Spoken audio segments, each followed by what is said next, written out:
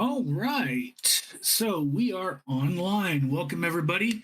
This is episode 84 of the Asylum Arms podcast. We have Scotty from Project Refit with us. And before we jump into this, we get this nice ad read that we got to go through.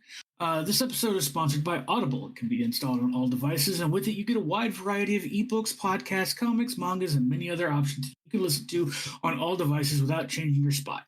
My two personal favorite things on Audible is, well, of course, the Asylum Arms podcast and the Betsy Ross Flight series, who is also a past guest of Asylum Arms.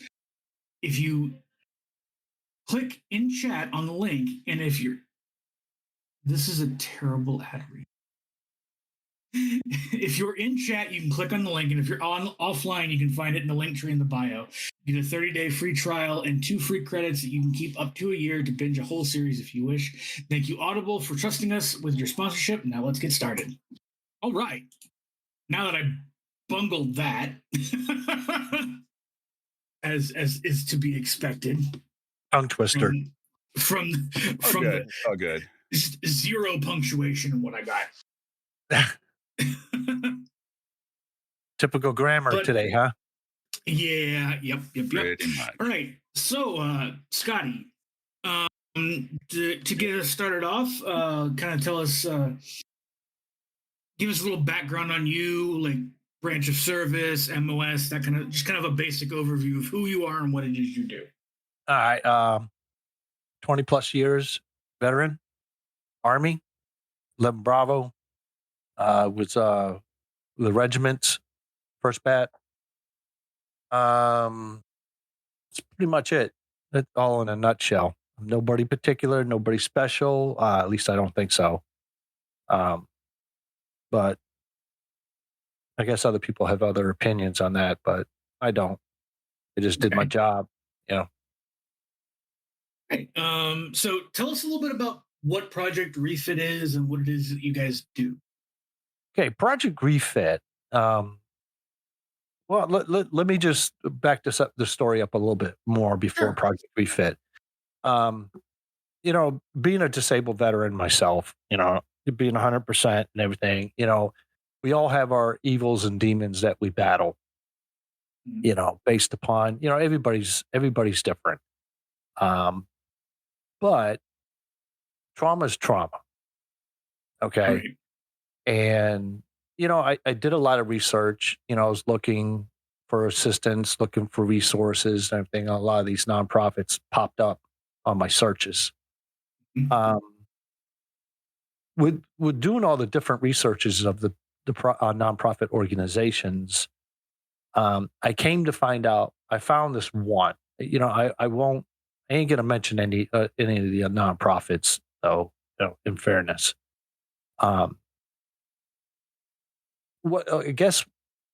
What cued me into them is when I did my research, I looked at the financials. Mm-hmm. That meant a lot to me about financials of the nonprofit organization. And say, for an example, you give $100, you donate $100. How much of that $100 is actually going to the veterans? Right. That made me choose the nonprofit organization that I started with, because they had the highest percentage going back to the veterans, and that's important to me. Being a disabled veteran myself, I think if I'm going to donate money, I want to know that it's going towards the cause and it's not lining somebody's pocket. I understand there's administrative fees. I understand people got to get paid if they're working in the nonprofit. Yeah. I understand that. But that percentage of that donation makes a difference to me. Yeah, just because you got to pay for the administrative fees doesn't mean 90% of the money needs to go to that. Right. Or even 30% of that money. I think personally, if you're working for a nonprofit organization, you're looking to get rich off of it, you're in the wrong line of business, period. Fact. That's fair enough. That's my opinion. It's just like everybody's got an asshole, everyone has one. But so one day, me and my ranger buddy that lived down the street, we had our own little support group. And one thing us veteran Army guys love to do is go to the gun range, blow off some, stress relief, send a couple thousand rounds down range, do a Yep. little, do shooting and moving, and my buddy, down the street, he's the only one that I felt comfortable, actually shooting and moving live fire, Right. So we did a lot of that, and his cousin was with him. His cousin is TJ, that actually is with Project Refit. Okay. So just talking with him, I absorbed him like a sponge. I heard everything he had to say about Project Refit. So I said, okay. I came home and I did some research. I can definitely tell you this right now for a fact. Project Refit is none other like any other nonprofit out there. 96% goes back to the veterans. That's a heck of a percentage. I'll tell you what. I'll eat a freaking toad if somebody can prove to me there's another nonprofit organization out there that gives us more than 96% back to the veterans, first responders, and their families. I'll eat a freaking toad. Yeah, you're not getting a toad on this one. You're not. Not right off the top of my head. No, I'm pretty sure I could do some serious research, and you would not be eating a toad. Yeah, that's how confident I hear about. You hear they're doing good if they're anywhere near 90. Right. If they get close to 90% of it going, they are considered amazing. But 90, that's wow. Yeah. So TJ, I call TJ. We talk every day almost, or at least a couple times a week, if that. So he asked me to join. Hey, come check out our Zoom call. It's their peer-to-peer buddy check-in. Where you have the peer-to-peer support. So I jumped on a few Zoom calls. I'm a very reserved type person. As you can tell, I don't talk about myself too much. But it took me a while to get comfortable, get that safe space with them, with all the individuals that were attending the Zoom calls, and I attended just the Friday nights. And then I started attending the Monday ones that is live on Facebook and all the other platforms. So, and getting involved with, the Zoom calls, TJ and I started talking a little bit more, and he says, hey, how do you feel about a Zoom call? I said, I'm down. And let me back this up a little bit too. The reason why I was so quick to say I'm down is because 2 years ago, I went down a very deep rabbit hole from my PTSD and everything, to where I got hospitalized, unfortunately. I almost became one of those statistics, for veterans, but it is what it is. But after I got out, and they got me back in groove with my meds all regulated and everything else, for my PTSD, insomnia, depression, anxiety, everything. I looked at myself in the mirror that one day and I said, something? I looked in the mirror versus looking out the window. And I don't know if anybody understands what that statement or that, can't think of the word, but what that kind of means is when you look out the window, you're always looking for someone to blame. And that's where I was. I was looking out the window all the time, and I was trying to blame everybody, blaming the VA, blaming my therapist, blaming my family, blaming my kids, just blaming life, period. Until one day I looked in the mirror, and what I mean by looking in the mirror, it was looking at myself saying, okay, what is the problem? So I decided at that point in time in my life that I was going to become part of the solution and not be part of the problem anymore. Right. That's the attitude I was taking. So back into where TJ asked me to be a moderator for the Zoom calls, I said, yeah, because I want to be part of the solution and not be part of the problem anymore. Right, that makes sense. So, getting into that and everything, so now like every Monday night, every Friday night, I host the buddy check-in on Zoom, live on Facebook, everything on Mondays and Fridays. It's a closed call. It's that's a little bit more interesting call, because it's kind of like a free for all. Everybody not worrying about, just the You don't worry about the politics or the visibility of it. You just get off your chest what you need to get off your chest. Right. And and I understand on Monday nights, not a lot of people are so willing to talk about things because knowing that it's a live broadcast, which is fine, and I always tell everybody, come in and join us on the Zoom calls. You leave your camera off, you leave your mic on mute. We won't call on you. I'll call on you once. You can state at that point in time, hey, I'm just here to listen. I'm just here to observe. Because we understand you got to have that comfort zone. And we respect that. Because on the Zoom calls, cool. We don't judge you. We don't diagnose you. We don't tell you what you need to do. We're here for peer-to-peer support. We all talk about what works for us, what hasn't worked for us. If you get any info off of that, it's like I tell my kids, my 9 kids, what I tell them usually goes in one ear, bounce around the hollow head, and bounce out the other side. But the point is, come on, kids are kids, man. They all think they know the answers. Yep. And then when they start becoming adults and reality smacks them in the face, well, that's another story. But fair enough. Yeah, you have to excuse my bluntness because I don't sugarcoat things. Because one thing about me is I don't ever lie or mislead anybody on anything. Because I'm a type of guy, I got tough skin. I don't want anybody ever to be afraid to say what they got to say to me. If you think you're going to hurt my feelings, take a number. Fair enough. That's how I am. If I'll let you know if you cross the line. And my only line is you leave my wife, you leave my kids, you leave my family out of it. Yep. That's the only line.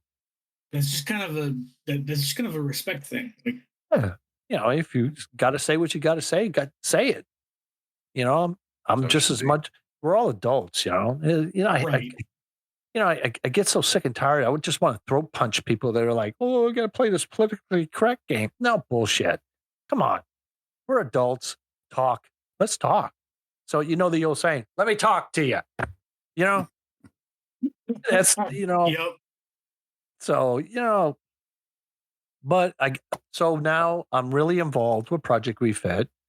I monitor their Facebook page, their website. I help coordinate all the different retreats to, all that stuff. I don't play a major role in it, but, I basically kind of handle some of the operational aspects of things, Okay. because, with James, James, one of the founders of Project Refit, his phone's always burning up 24/7, emails burning up 24/7. So I can imagine. So I'm here now, because I'm retired. I got nothing but time on my hands. I drink a few Coronas during the day, smoke a bowl, and work on my honor boxes. Yeah, hey, I'm real, dude. Look, it is what it is. No, Dude, this is it. the laugh of envy. Okay, deep It's envy. not envy, man. It's just No, I'm envious. Everybody has a choice, man. Everybody has a choice in life. Oh yeah. Right. It's just I'm fortunate to be able to be retired. I retired at a very early age. Because that's one thing I listened to my dad about was retirement. But that's another long story. But so now I'm here with Project Refit. Taking some of the load off of James so he can concentrate on the things he needs to concentrate on. Are really important for Project Refit. I'm not saying everything is not important. I'm just saying, excuse my French, excuse my figure of speech on this. The Mox Nick stuff, I handle all the Mox Nick stuff for him. Stuff that's like, because in life, you got to have priorities. Right. So I mean, it is what it is. Do it all. So So I'm enjoying. I've been with Project Refit for now about a year and a half, I think now. Okay. Nice. So we got our Colorado retreat coming up. We got a cornhole tournament coming up. Nice. Also, Hell's Gate. They sponsor and host fireside chats once a month. They got one coming up on April 27th, and that cornhole tournament's on March 30th. So it's all on our Facebook page at Project Refit. If you see this symbol behind me on my flag, you know you got the right page. You see anything else that doesn't have that symbol on it, you're on the wrong page or you're on a fake page. You know, all I can say is when in doubt about anything for Project Refit, because there are some people out there trying to steal our merch, our stuff that's in our shop. So Right. send us Um, up the line, man. yep. So we got a question come in. What what are you when you're looking at Project Refit and everything that you've done and the stuff that's kind of ongoing, like what are you most looking forward to when it comes to looking at the future of Project Refit? Like in your words, where would you like this to go? Where would you like to see this end up? Project Refit, Yeah. household name. It being the first words out of somebody's mouth when they say talk about a nonprofit organization that give back to veterans, first responders, and their families 100%. You know, Dan and James, the founders of Project Refit, okay, they got this concept and they got it nailed down, and their methods and the logic behind it all Mhm. is there. And I can see Project Refit going worldwide. We got guys in Germany, we got guys in Spain, overseas and everything, California, all over across the United States, are involved with Project Refit. They attend our Zoom calls, you know. Mhm. So I can see Project Refit really going places. And I have the extinct honor to be involved with this progress that's moving. Um, but I really want to see Project Refit be that household name.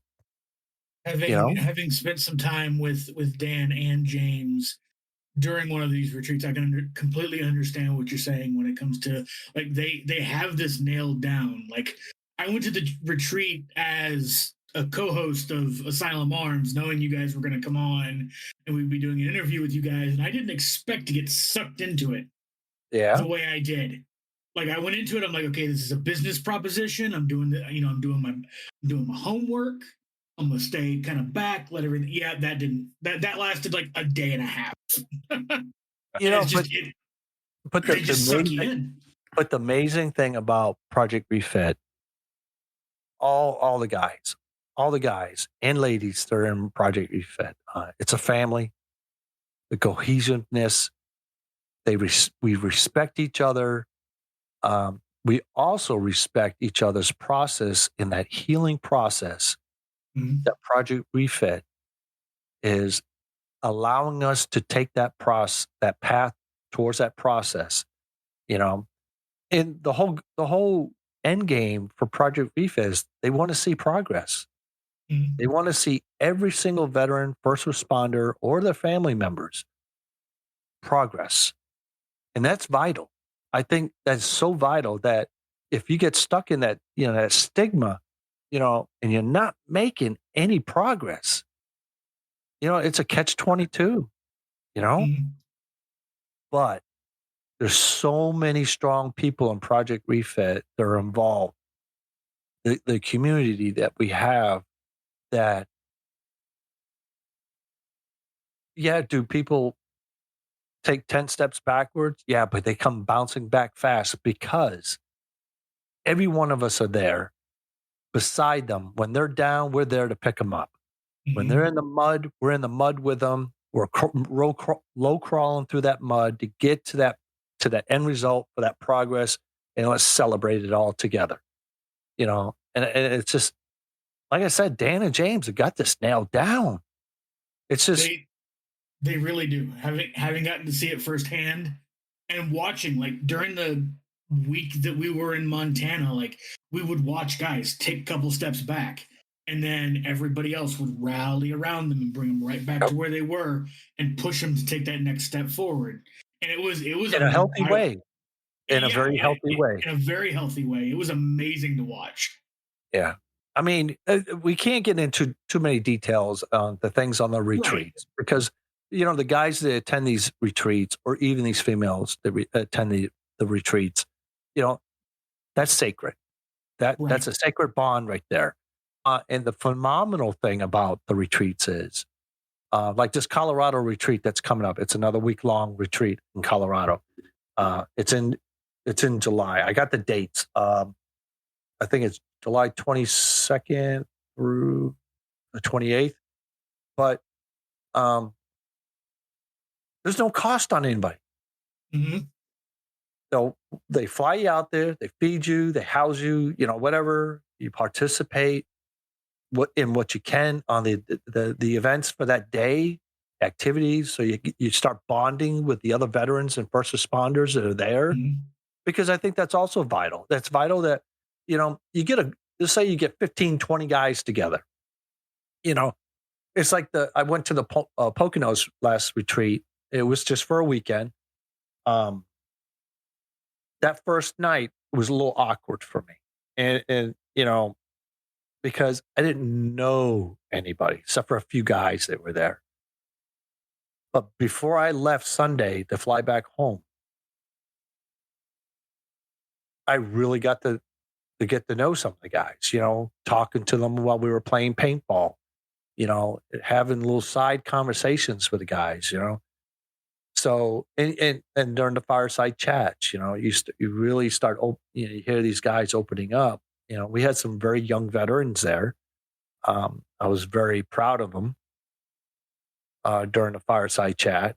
It took a lot of courage, you know, for some of the things that were talked about, but just here I am, an old fart and everything. I wish I had that type of courage when I was that young. But the generation I grew up in is, hey, Sergeant, have a Coke and a smile, move out smartly. Yep. Yep. We didn't talk about things, you know? Nope. So, and that's also like with me and my progress for Project Refit.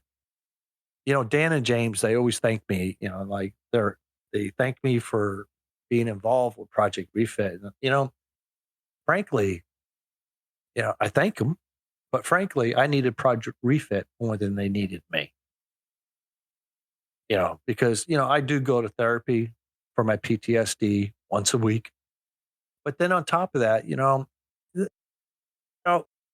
therapy once a week, oh, yeah, sure, I could go twice a week, but you get into those deep conversations with your therapist that deal with issues or talk about shit that you don't want to talk about or relive. But then I also got Mondays and Friday nights with the Zooms where I got these brothers and sisters where I can come to and just unload. And talk to somebody who understands at least partly what Well, it was like. I wouldn't say, well, okay, I'll agree with you, partially understand because, Yeah. because, me personally being a veteran, there are some first responders in there. I can't relate to some of that stuff Mhm. because it's a totally different world, but it all comes circumferences back down to the fact is trauma's trauma. That I can relate to. Right. The situations I can't because I wasn't a first responder like a police officer or something like that. So, but the bond is there where I feel Right. comfortable enough to be able to talk to them, and them being my sounding board. And, that's another thing with the Zoom calls, hey, you want a sounding board? Say, you just need a sounding board. Hey, you want us to play devil's advocate with you? State it. And if you state it, it's coming. That's a Right. good thing, and we respect each other for that, So, we got any other more questions out there? I'm sure we do. Uh,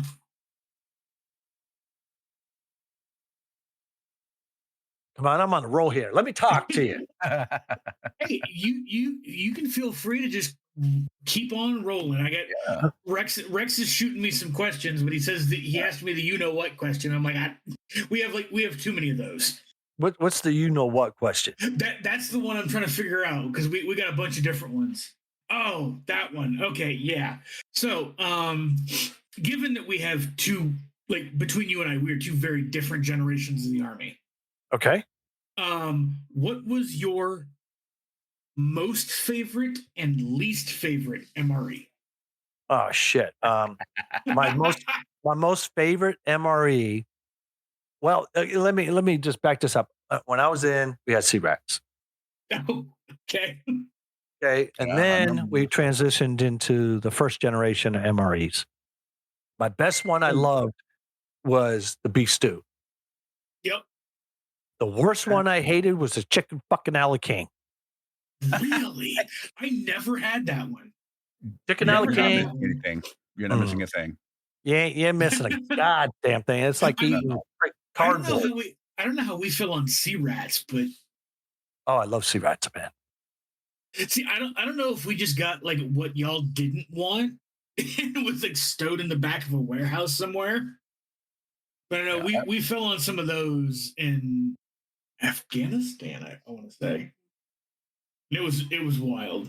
Hey, tell what's his name? Ricky Steamboat Rex? over here. Rex the dragon. Tell him to send an invite to James. All right. Rex, you heard him. Shoot James an invite. We'll get him in here too. Yeah. Matter of fact, I'm talking to him right now. He says, where can I watch this? I'm like, get your ass in here. I actually sent him a text message earlier because we tried to message you and we hadn't heard back from you yet. So we're like, I hooked up James and was like, hey, help.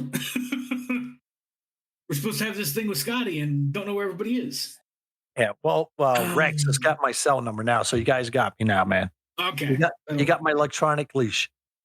Well, I had James's, and that was the first person. I was like, well, I'll reach out to James and see if he knows what's going on. Yeah, he says, hey, Asylum's supposed to interview tonight. I said, oh, shit, I thought it was Saturday. Lost track. See, that's what retirement does to you, man. Well, you drink Coronas and smoke a few bowls, you lose track of days.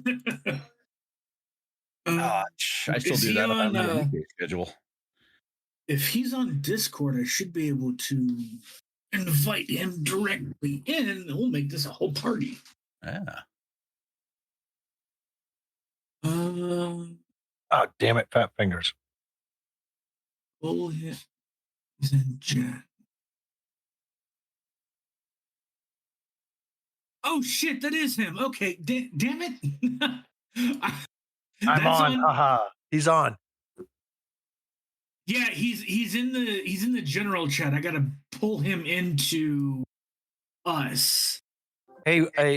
There he goes. Hey, Rex. Okay. James said, give him your shit. You bring me in. All right. Hey, to be fair, I'm trying to run this, and I don't normally run this.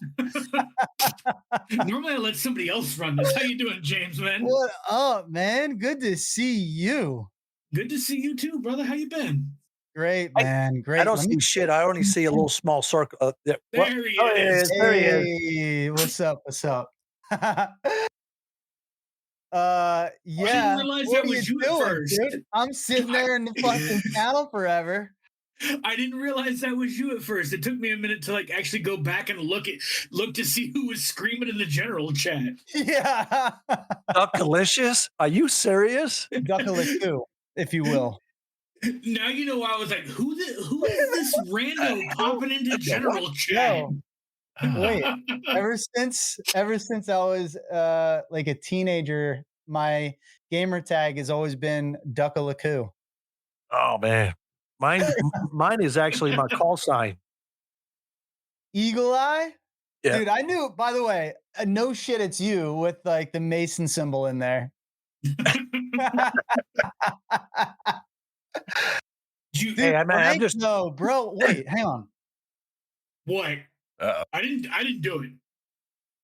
I did it. I'll take full responsibility.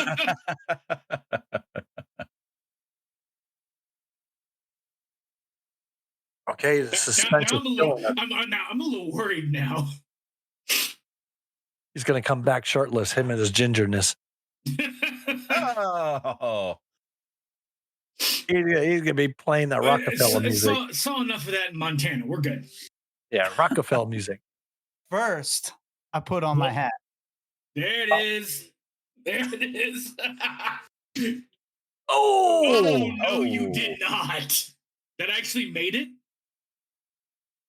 Oh, yeah. Nice. Nice. sweet. So the thing is I was going to put it in the base. It's heavy and our walls are very thin. And we drive over a lot of bumps. So decided that's not a good idea to rip right out of the wall. So it's going to go probably here. And this is going to go in the base instead. Did you see that? I have not seen that. Oh, dude, you're missing it, dude. You missed it. I wish I don't know why my Discord doesn't take my good camera. You can set it up to take the right camera. I don't know. It's not doing it for me. Well, we'll have to sit down and outside of this. I could probably help you walk through it. Yeah. So, this was handmade. Is it a shield? Yeah, dude, and it's all handmade. And the guy that's on this chat with us right now is the one that set this shit up. Him and TJ. TJ set it up. Well, wasn't it both of you guys? Well, TJ was mostly the shield. I was the arm shields. So TJ and Rob both worked on this stuff. And That's TJ pretty cool. is the man. It's got all the branch service insignias and firefighter, police, paramedics, and of course, Space Force. There it is. Yeah, man, it's all hand engraved. It's nice. Unbelievable. Crazy. And then we gave him the arm to the armor, those arm plates. Mm. He'll show you his. We gave one to Dan and one to James. Nice. I think they're shins. No, the arms. Are they? Yes, those are the arm pieces. I specifically ordered them. Nice. That is wild. That is. See, the whole concept of that armor piece is, because it's so much better in person. By the way, it's not even believable how beautiful these are. We're everybody's shield with here in Project Refit, and because Dan and James are the founders of Project Refit, they're the ones that they have the arm guards because they're reaching out to all the veterans and first responders and their families and bringing them in to the family here at Project Refit. That makes sense. So that's why they specifically each one has that piece. The concept the concept behind the whole armor now is when we have a major milestone within Project Refit, we'll add to the armor another piece. Makes sense. Until we have the full set. Fuck me up all the time with that shit, dude. Sorry, brother. Hey, it's with love, man. I know. That's why it fucks me up. Big time. Hey, there's nothing wrong with that, man. It's appreciating what people do and showing the thanks that you have for that. And I know that for especially a lot of my veteran friends, that's the thing we have an issue with is showing thanks. It's like you spend enough time in the military, you're supposed to be that quiet professional that doesn't feel emotion and doesn't express it and then travels on outside. The better way to explain that is that they train you to be that way. But when you finally end that path and that career in your life, they don't train you for the aftermath. Right. And I think that's what I was getting at. Is we don't have healthy coping mechanisms taught to us when we get out of the military. No, they don't. I mean, it's so quick and snafu that it's like go look for your local veteran center wherever you move into. Yeah. But that's where Project Refit comes into play. because they help you learn those coping skills, methods, and help you take that path for better healing and healthier healing.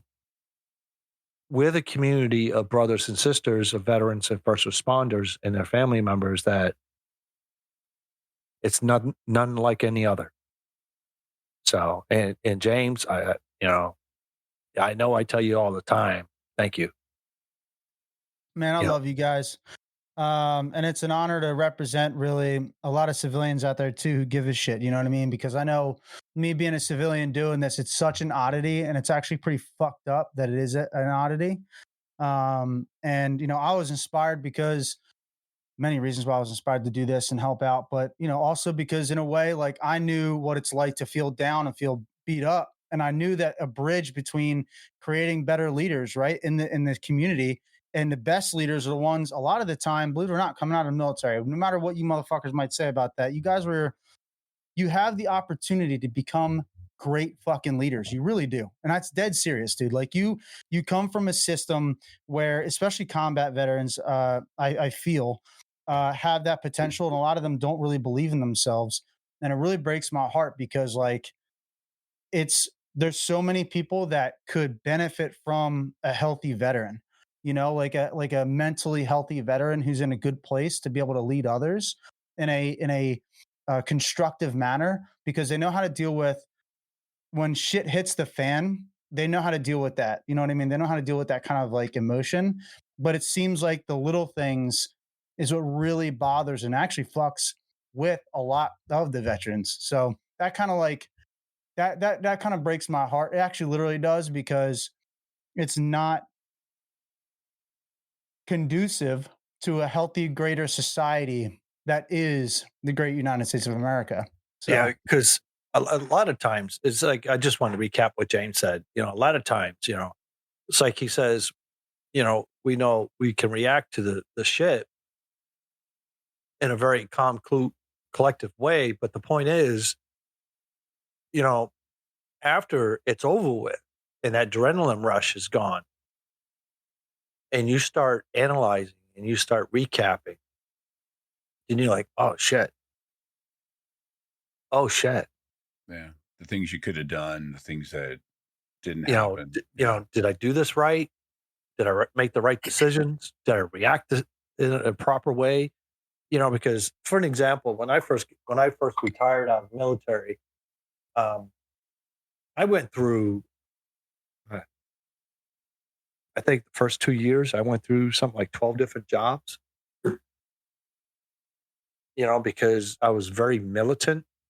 I was very, everything I said was, it's kind of like, that drill sergeant, until one day. How many years did it take for you to stop knife handing people? I still want to fucking throat punch people. But the point is, but it took one manager when I was going up in the ranks of management. It took one manager to take me outside behind the back of the business and said, look, at that time I was called Bob, Bob, you're too militant. You can't be this way with civilians. You could tell that was a very good leader, because, he wanted something executed. Fuck, I was there. Execute. Got the shit done, in a timely manner, ahead of schedule, all the time. I don't give a how big or small the task was. Go execute it. Get it done. I'm a type of person, get the shit done, let's party. But he says he helped me through that process to become a better manager, with that interpersonal skills with civilians. was he a civilian himself? Yeah, he was. But he also understood where I was coming from, and he could see the potential in me. Man, once that happened, up the ranks of management I went straight to the top. I got a number of friends of mine that are just recently getting out that are having that struggle of trying to that transition. Like one of my best friends, he is he's a staff sergeant now. He's getting out. He did his 20. He's done. but he's having some issues. But I mean, him and I talked. I mean, shit, we deployed to Afghanistan together. Like he has been my best friend since I joined the military. Yeah. And I know he's having issues, and he's I having think some struggles, and I've been talking to him and trying to help I think get him back on the right that's the hardest right that's footing. the hardest part for a veteran or a military service member, male or female, is that transition from military life to civilian life. And call me crazy, like this guy doesn't know what the hell he's talking about. But the point is, you're in the military. You go from being somebody and being in charge of multi-million dollars worth of equipment, and you have this knowledge and information that the average Joe Schmo on the street don't even know it's even happening. Mm-hmm. And then you transition into that civilian life, and who are you? You're the shit at somebody's bottom of their shoe, or you're that dishwasher, and you're starting all over again. And that right there for a service member is such a mental fuck that it just puts them down a deep rabbit hole, because then it's like, I'm worthless. Yep. This is actually his second time trying to transition. We'd initially made a plan to get out years ago. We were like going to go to school together, open a business together, do all this stuff. And he was like, there was like a 3 or 6 month gap between the two of us. Yeah. And he was like, he's like, I can't do it. I'm going back in. Yeah. Like, because I get it. And it's just the person that he is versus the person that I was. But I was there when he did it the first time, and now trying to help him out this time again. So, even with me being retired, because I got all day to think about shit. I got all day, to rehash things that, because when I was actually gainfully employed in management, my day-to-day life, I had shit to think about, worry about, and execute, that I didn't have to start worrying about my own personal shit. And now that I'm retired, for a few years now, that shit starts, it's, you call flashbacks, you call it ever which way you want, so I had to start finding things to keep me busy. Project Refit, I love them because they help me keep me busy. They're helping me with the process along getting to that better, healthy healing. And then, it just, out of the fluke, man, I designed an honor box one day, just out of someone says, hey, can you design one? Can you make one? I said, if it's possible, if there's a will, there's a way. Mm-hmm. So because of that, James, I love you for this. James puts a boot in my ass and said, dude, you got something here. He's good at that. Yeah, he is. So we started a business called Honor Box Studios. And it's where, they're all custom made. Mm-hmm. There's no box made the same. So the other side of it too with Sean, when he was like, I want to hire, his goal, and I love this goal, and we're going to do it eventually. Just gotta, get some things set up and completed. Is to eventually even give the opportunity to service members, their wives and husbands that might be dependents, as well as veterans, employment essentially, like 1099 contractors that can actually build these too. And we'll give them like basically a rundown of what to expect, costs, things like that, and kind of help them through it. So they can actually do something conducive to work. Yep. And the beauty, and also with starting this business, because I believe in Project Refit's vision and mission. This is one thing I stood my ground on. 51% of the profits of each one of our honor boxes is being donated to Project Refit. Hell yeah. Pretty sweet. That's awesome. So, yeah, I experienced this James boot me ass personally while we were in Montana. But he does it with love. He does it with a lot of love. He does. So, you have to forgive me because I know this is your podcast. This is your business here. But, hey, I got to promote mine. Hey, so if you're watching this, go over to honorboxstudios.com and check us out. Hey, go ahead. That is all good. And we got some new pictures coming because I got 3 boxes in the works right now that I'm very excited about, especially this one. I won't get into details about the individual, but it is for a retired Navy SEAL commander. Mhm. I can tell you this: if you've ever seen that movie Lone Survivor, that Navy SEAL that survived that tragedy, the box I'm making is actually the Navy SEAL commander that was part of that Operation Red Wing to go in and rescue that guy. Okay, so and I'm very this box has really challenged me on what he wanted on the box, in the box, the whole concept of the box, and basically it's a life story of his whole military career from start to finish. I personally fucking love this guy too. Yeah, it just He's the a good way man. he wanted the box.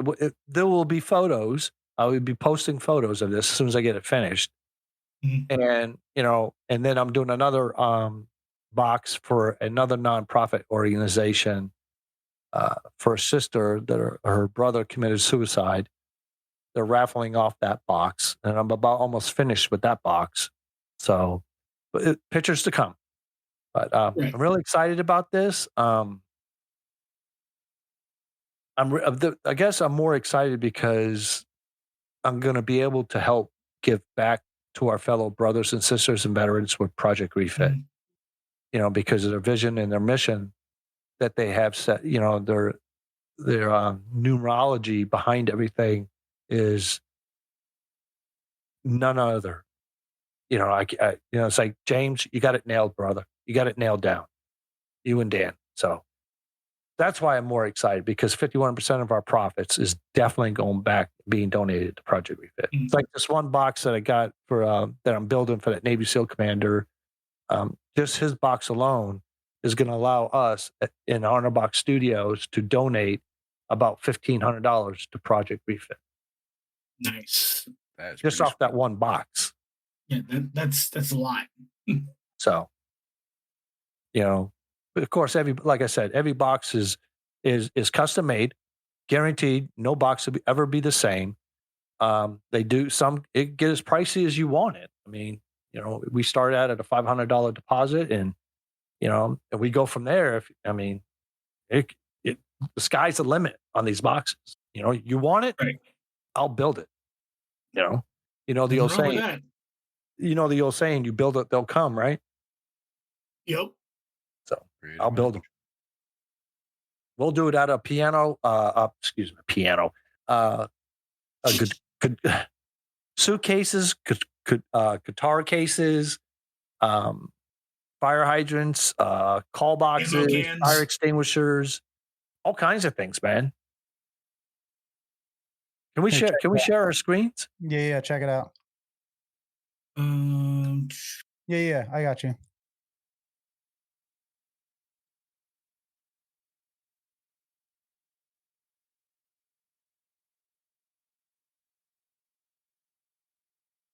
I don't know how well that one's gonna work. You see it? I see. Watch stream. Nope. There you go. I think I got it. That it? I don't see anything yet. Yeah, it's not coming through yet. Rex, if you could hit watch screen, that would be lovely. I think since you're hosting this, you got to do it.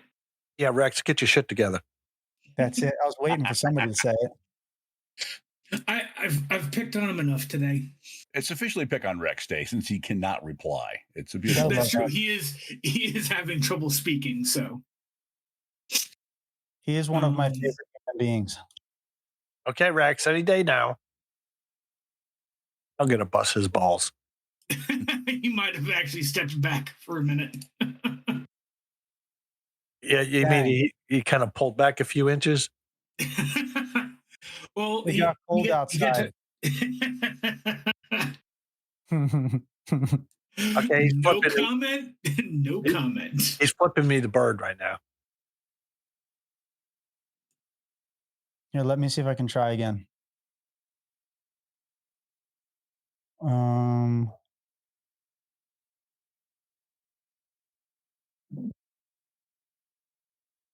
guys see it? I can see Yeah. it. I don't see crap. Yeah, I think Rex is going to have to click it. Yeah, I'm seeing it looks great, but yeah. Yeah, it's not showing up on stream. Actually, hold on. You guys can see it in Discord. You're talking about. Yeah, like the Twitch can't see it, but I can see it. Oh, Like I'm seeing Billy's box. I don't see anything. Well, for you guys, you have to click on watch stream. That'll pull that screen up for you. Oh, there it is. Now I see it. Yeah, that was the one. That one box right there was the one that I was asking. Yeah, and that's what started everything off. Mm-hmm. I mean, I'll tell you what. I'll make a challenge here. And James, don't you give out the answer, man. And that's the one we did for the Montana retreat. it has a picture of him on the side. I have to actually share the new photos on there. So Wait, there are new photos? yeah, I gotta upload some new photos. Okay. That is incredible. It's Hey, so James, cool, man. James, go back to that first box, please. Now you see on that bottle where it says the dirty half dozen. Yes. Yeah. I'll tell you what. Here's a challenge, James. You can't give the answer on this one either. If anybody can tell me what EAFD stands for, I'll build them an Arna box for half price.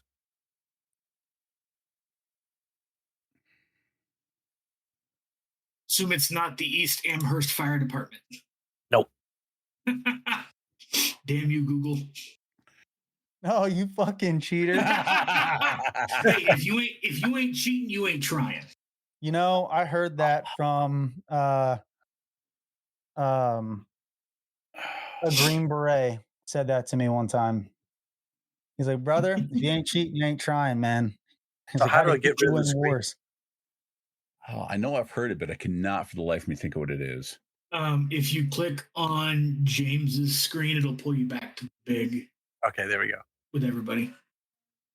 Oh, Frank, look. Oh, nice. Yeah. When'd you get that done? 2 weeks ago. So I go back to the gym tomorrow. Nice. Hey, I've been taking my walks. Have you? Yep. Let's go. Any progress? How's mentally? How are you mentally? I don't the weight thing, but like mentally, how you feeling about it? Good.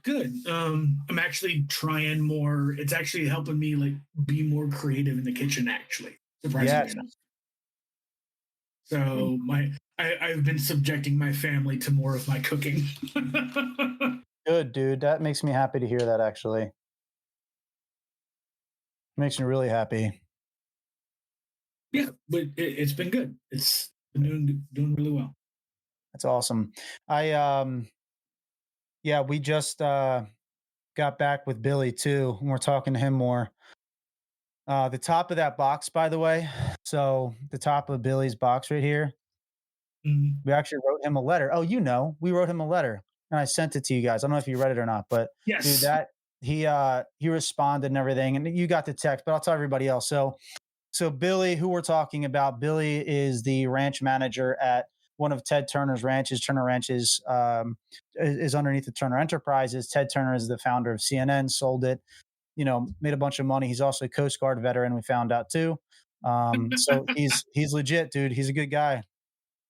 And so anyway, long story short, Billy, brought us out there because of a direct contact that I made. And I've been building a relationship with this guy for, I don't even know how long now, years at this point. He's a really good dude. I like him a lot. His name is Ben.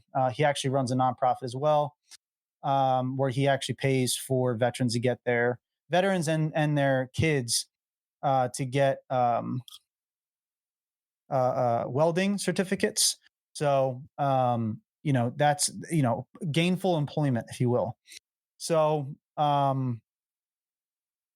Billy It's hard to put into, and Frank, you can help me at this point actually with describing just how important this guy was to that retreat experience. I mean, he really, being a civilian like me, he really took the role of taking care of us and taking care of the veterans that we brought out Yeah. very seriously, very, very intensely, actually.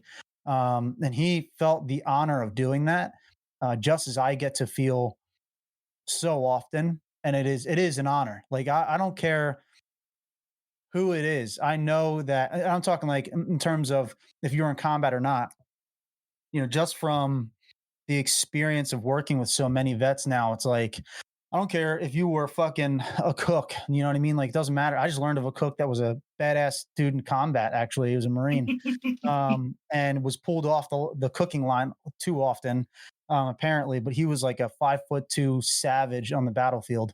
And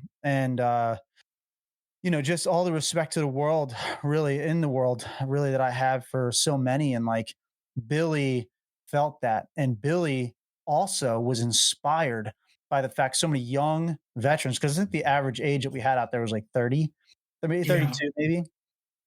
And it's a bunch of young guys, which is like unprecedented in terms of outreach for vets and getting them to come together in person and heal together. And he really, really took that uh, in his own heart to then open up to us about some things that he struggled with. Mhm. And he told all of them, like, dude, you guys inspired me to be a better husband, to be more open, to recognize that me hiding away all of my feelings has been damaging me for years, and I didn't even recognize it Mhm. until this week. So that I was remember incredible. that. Yeah, man, that was incredible. So we wrote him a really nice letter. I'm not going to go too deep into it, but basically he opened it up, looked at it, read it, and cried. He's like, Yeah, I didn't want, I caught yeah, the video. yeah. Oh, I He didn't get he to see asked the video. he asked his wife to. I sent it to you. I only got the picture. You don't actually see his face because he didn't want to cry on camera. That's right. I definitely sent it to you. And it's a very grainy video. It's because it came from an Android to my iPhone, so it got compressed. But anyway, it's really cool to kind of like he sits down at one point and she's not getting his face in it. And at that time, he's shedding a couple tears, and like it was just Mhm. it was incredible, man. Like having that vulnerability and that strength to be able to share what he shared and like opening up to us was awesome. He's all bought in. He's like, dude, anytime you guys need to come out here, we're gonna make it fucking happen. So we're not planning actually one where we're gonna camp out full time on the ranch during the summer. So we're gonna plan on another one, get another group out there and see what happens. I mean, it's I the can do best. the summertime. Cool. Yeah, man, we're working hard, man, to make this shit happen. So yeah, it's pretty incredible, man. It's seriously an honor. So it's cool to be able to provide these boxes too. These honor boxes I think it's going to be a smash hit success once it starts to get out there. So Mhm. can't wait. Oh, I can definitely see that. I can definitely see that. Big time. It's like taking shadow boxes to the next level, That was actually that word stolen right out of my brain. You can get Yep. out of there now. Yep. I got Yep. enough going on up there. Yep. Totally. So Jin, man, it's the first time I've met you, right? Yep. Tell me who's Jin? It's I have it not right on there. It's well, the name's actually Ken. Jinx Delve is just my gamer tag. I'm a medically retired Air Force. Currently a blood drive supervisor for a blood bank. So now I He's stab gonna people suck for a you living. in. Hey, yeah, the few times I ever managed to get streaming, I'm usually trying to talk about like, yeah, we're doing this, and like, hey, if you can get to a blood bank, go save some lives. So that's joining me. So medically retired, so don't move around as well as I used to, both physically or mentally. So the range is there. So yeah, uh, so actually, it's a question for you. This Project Refit. I've heard little bits and pieces of it. Okay, mostly today. Rex has mentioned a few things in the Discord. Yeah, I don't dive into a heck of a lot, but so what drove it all in the beginning? What really got the whole saying, "Hey, let's make this an organization"? Yeah. So That's all you, James. yeah, definitely. I'm actually gonna I'm gonna talk pretty deeply at this, but it's actually for a lot of things I'm gonna say is the first time I ever said it ever. And I want to do it here because I want to show respect to Asylum because I'm really grateful for this partnership with you guys, and I'm excited for the future of it, and the community that you guys have. So, like I As said, are we, obviously. I mean, yeah, absolutely, absolutely. Um, you know, I am a civilian, like I mentioned a few times. My closest friends, I have family that were in and everything, but it wasn't my family that really was my inspiration for it. It's really my friends, in particular, one of my closest friends, family, essentially, Chris Carr. Um, he and I we've grown even closer over the years recently. And he and I have always been kind of like we check on each other kind of thing, Um, and really, I was going through a rough time myself.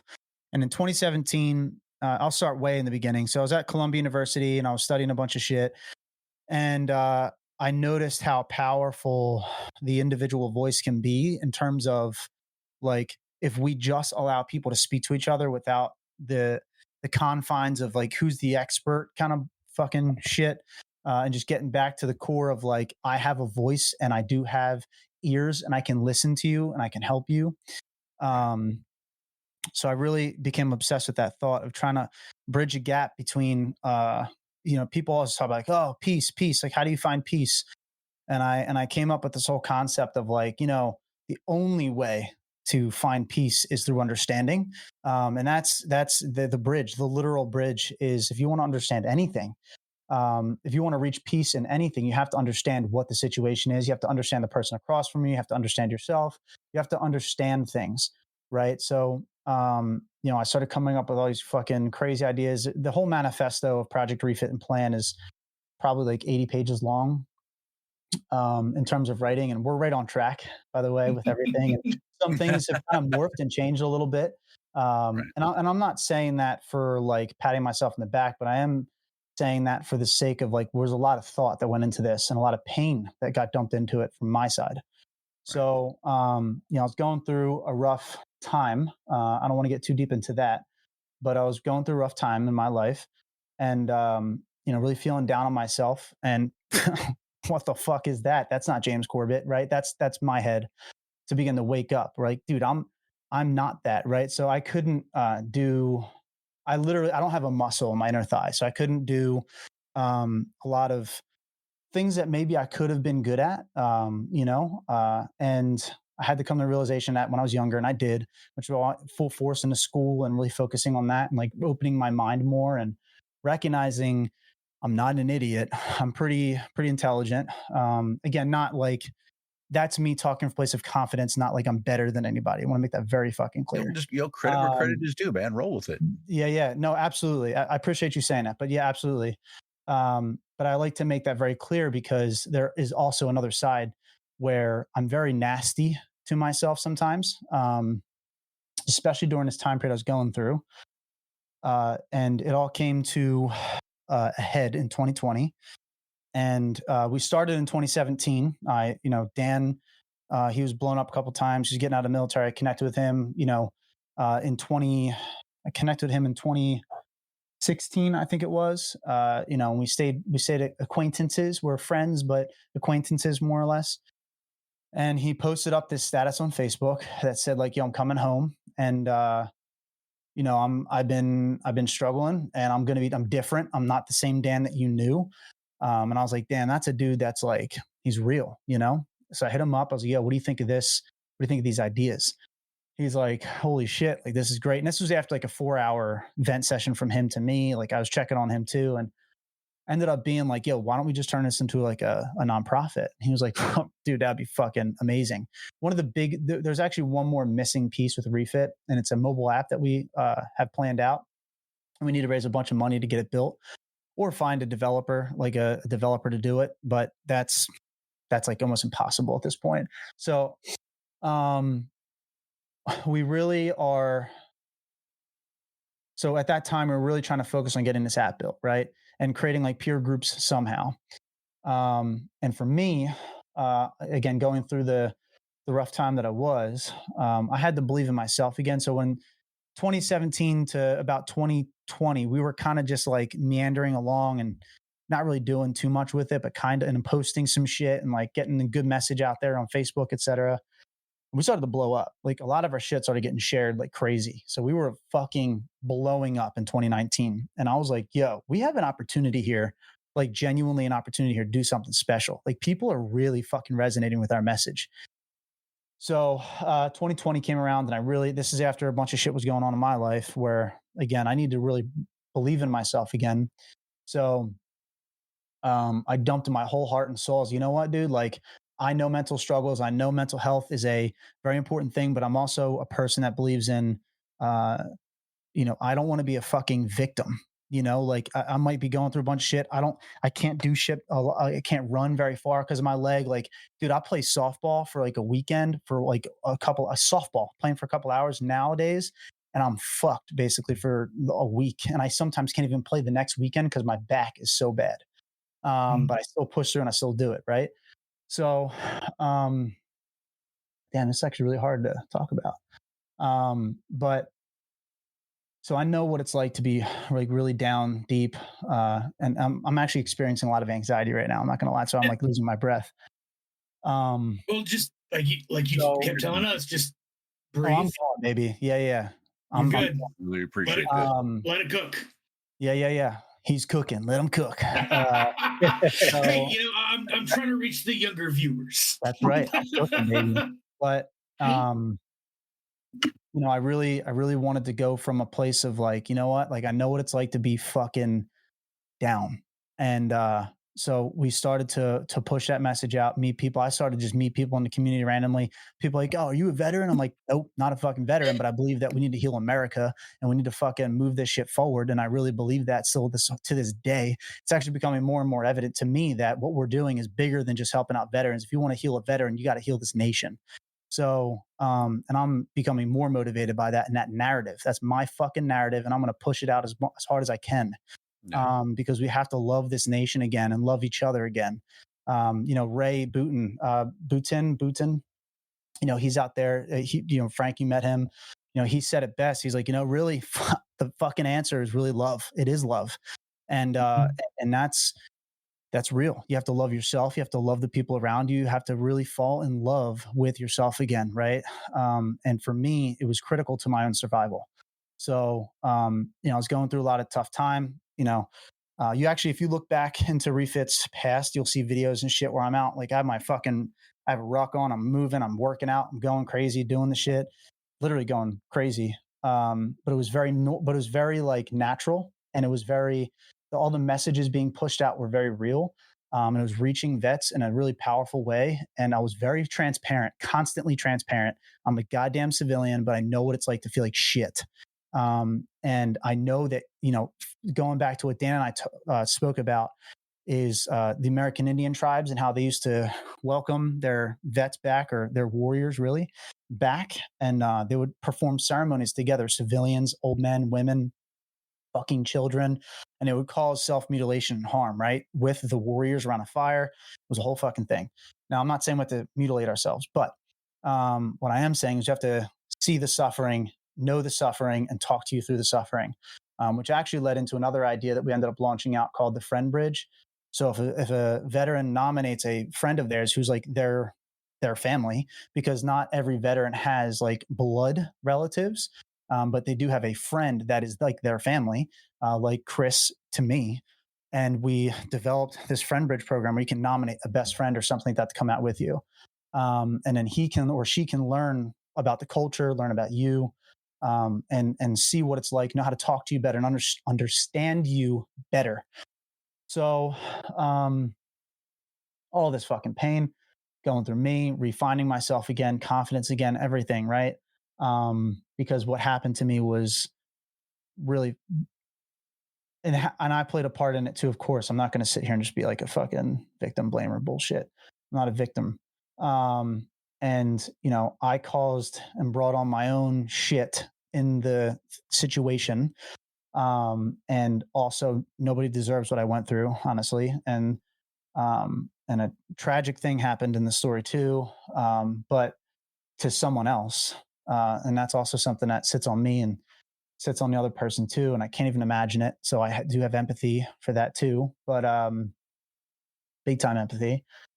So, I just went through this journey, and Refit, as much as it has helped thousands, it has also helped me. And it's also helped me recognize my calling in my life, and recognize that my purpose is bigger than just like me helping, let's say, a couple of you guys here, right? I mean, it matters. Right. It matters to me a lot that I help people out, right?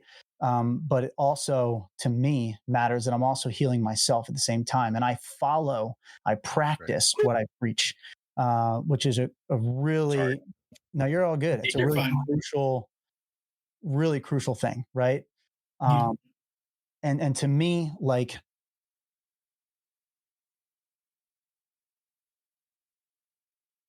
being in a place where your emotions are you're borderline insane and like broken, and you don't know, you have talent, and you have things to offer to the world, and you just have a wall sitting there that you just need to fucking break it down. But while you're breaking it down, you cannot let that leak out and harm others. And if you do, that is your fucking accountability and your fault. So while I was doing all of that, breaking down that fucking wall, what I learned in that process is, you know what, man, like, it's really important to have a message with mental health of like, yo, you need to come from a place of strength and genuinely honor, right? I think I said that a bunch of times. Frank, you probably remember me saying that a bunch of times on the fire. Like, no matter what's going on, you have to work through your shit. You have to understand what you're going through so that you can gracefully, if you will, communicate that to the people that matter most to you in your life. Now, I was blessed to have a woman. She's not a girl, a woman come into my life out of nowhere. Did not want her there for some of it, in fact. But she stuck around because she's fucking crazy too. And I guess she saw something in me, which is fantastic. But something inside of me also knew that she was very good for me. And it's Lisa, my wonderful girlfriend, who believes in my message to the point that she said some crazy shit to me the other day. She's like, you need to do this thing one day. In like 10 years, you'll do it. I'm not going to say it out loud here, but come on. Don't make me have to get her on the phone. I can. Yeah, true. I guarantee you, if I talk to Dan, I'd be able to figure out what this was. Hey, I will dig through. Time to release, man. Time to release. Everything in this time. That one yet. Yeah, she'll probably come up here and just say it on the mic. She can hear me saying all this, but it was just a lot to take in, and sometimes I trip up. Like, I'll tell you right now, like, something happened to her, and it really messes with me. I'm actually having a bit of a rough night tonight, emotionally. That's also why I'm having so much fucking emotion. But and Frank, you actually know what I'm talking about intimately. I really went into it at the fire in Montana, and that guy's name came up tonight in a way that was like the person was talking about this dude like he's a fucking cool person or whatever. And I'm like, oh my yep. And I'm just yeah, no, 100%. Yeah, and it's like, it just gets in there, and I'm like, yo, I was at a networking event, and they were talking about it, and I was like, I got to get the fuck out of here ASAP, dude. Like, I need to leave right now. And I just Irish goodbye straight the fuck out. I met a vet there. He's actually an officer, retired officer, 20 plus years, West Point grad. He's a stud. The dude's a stud. And I sent it to Rob. I was like, yo, you got to fucking contact this guy. He'd be great for just getting to know him, even for honor boxes and everything. But just knowing that I have now, if it happened a few years ago, I might not be able to respond so well and process my emotions as well as I can now. Of course, yep. I was gonna say it's a thing that I actually learned from my fiance, who once again stepped into my life when I didn't know that I needed her to be there. Yep. There's a phrase she taught me that she uses to explain how she can handle whatever is going on, and it's whether or not she has enough spoons. And having learned that from her, exactly. That was my response. Explain that shit. You can't just say that and then not fucking explain what that means. Defining here. It's just the idea that you can only juggle so many spoons in your hand. If you have like spoons full of things, you can only hold so many in your hands at one time. And so if you don't have enough spoons, I don't have enough spare mental process to deal with this thing that has shown up. Yeah. And like talking to her and helping her with dealing with her ability to carry spoons has actually helped me refine my ability to juggle all of the things, so that like a couple years ago something popped up and I would be done. Like, I'm out. I can't. I don't even have the wherewithal to get somebody's name. I'm just out. I can do that better now because I learned from her by helping her deal with it. And so like I'm saying, like with you needing to get out of there, but you still having that spoon in the back of your brain to be like, hey, contact this person. This is important, but the rest of it, I'm out. Yep. And like for me, I guess the spoon juggling really came down to I understood that I actually began to understand the concept, one, of service, right? I really began to understand that concept. I also understood the concept and began to understand the concept of it's not about me, right? Which also allowed me to freely continue to grow this organization in the way that we have as aggressively as we have been able to. Because when you don't focus your efforts in a selfish way and you're focusing it on the mission first, right? On the person that you're trying to help and support, it allows you to move aside your own emotions and process them by yourself really in a positive way while still being around other people and learning from them. And that is the concept of refit that we really wanted to hammer down. And I'm a testament to its success, right? I'm a testament to the importance of community, whether, finding the people that really understand what you're going through and like also understand that they want to be better themselves. So that's another thing that happens in refit is we demand you to be better. And I think the reason why I'm so demanding is because I was so fucking demanding of myself. There's still things I have to get better at and work through and improve, but it's still very high level demand of myself that I've given that I push towards others. And I really try to drive in the factor and the mindset of we must destroy the ego. Your ego serves no place, right? It is not about you. It is not about me. It is about that person that you're trying to help. And you need to help yourself first to get better, to improve and help others through whatever shit they're going through, right? Because you might not be where you want to be. I'm not where I want to be, but I certainly know how to get through a mental block period to help you take that next step forward, right? Dan's doing it. I'm doing it. Rob is doing it. Every single person in Refit, Frank, you're fucking doing it right now. You're challenging yourself by fucking walking, right? And like to continue moving forward with that. And I can't wait to see your progress in like a year, right? I'm serious. Like it's going to be incredible to watch even you get better. And it's rewarding and helps the greater community of Refit and others around you that aren't even a part of Refit to improve and to be better. And that is leadership. It's actually creating basically at the end of the day, Refit just wants to create more leaders, right? We just want to create more people that believe in themselves and take themselves to the next level, no matter what the fuck is going on, right? No matter what. It's critical. It's one of the most crucial, I would say, aspects of Refit. So that's why having somebody like Rob even be a part of this too. You right? Like TJ was like, "Yo, we got to get this guy in. Like he wants to be a part of it. You know, he's been successful. He's he might be struggling himself, but he will definitely give himself up to be able to help others, and it will just help him." And Rob's like, "You motherfuckers have no idea what you're doing for me." And it's like, one day we'll know, but it's not that time yet. And that's okay, right? We just know that he wants to improve.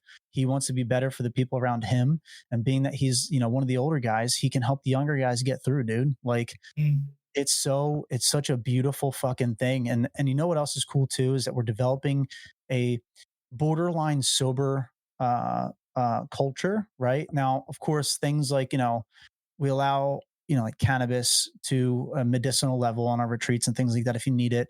But like alcohol, dude, like that fucking kills dudes. That kills dudes.